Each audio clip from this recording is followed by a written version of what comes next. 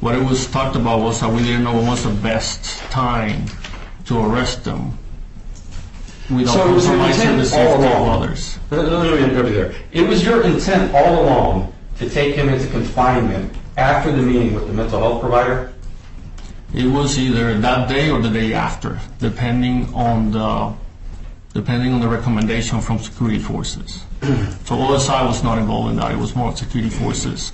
What was the best course of action to keep safety of folks around us? Because he has shown, I had MFRs from different members of my team communicating safety concerns for them and for folks. You never threatened anybody, had you? Well, I've seen it on paper, yes. You saw a threat to go to the IG, did you not? I did not. Actually, I still testified waiting to for that. that.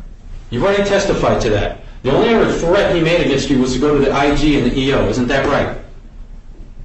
Yes, but it's more about him, not about me.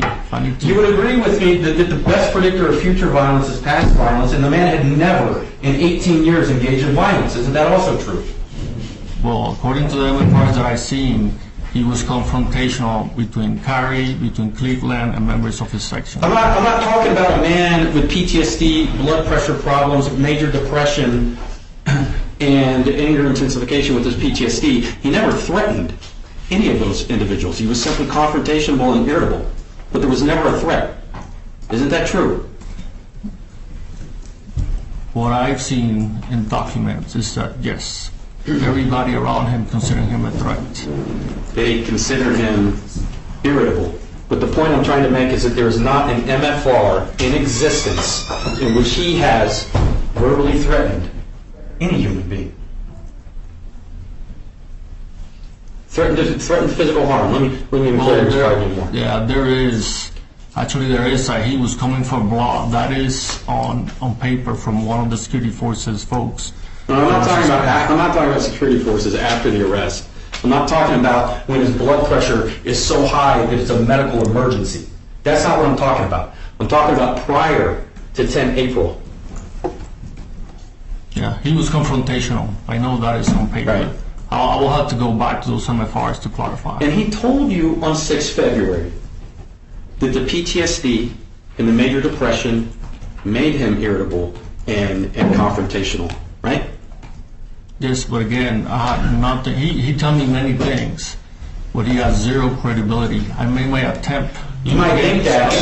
You would agree with me, though, that everything that he told you in the 6 February meeting actually checked out. It was, in fact, true. He does have PTSD, and he does have major depression, right? Again, I have not seen that in a document from a professional. So when do you consult with the behavioral health to arrange for the 10 April TTM meeting? Yeah, it was multiple times, but that was about 2 weeks out or a week before that. So before you even gave him the order to come back to a workplace that he said he thought was unsafe, you had already planned to reach out with behavioral health for a TTM meeting? Yeah, I already talked to them before, asking, hey, do you have anything for me? And then I scheduled the TTM, to which he agreed, because he had to agree to that. So you reached out to behavioral health, then you scheduled a 10 April TTM meeting, then you brought him onto post for a 31 March meeting in which you served on him the order to come back to work the next day, or whenever. Right, we talked many times, my group and behavioral health. I just can't recall what day, how many times exactly. Or I'm not asking for the frequency.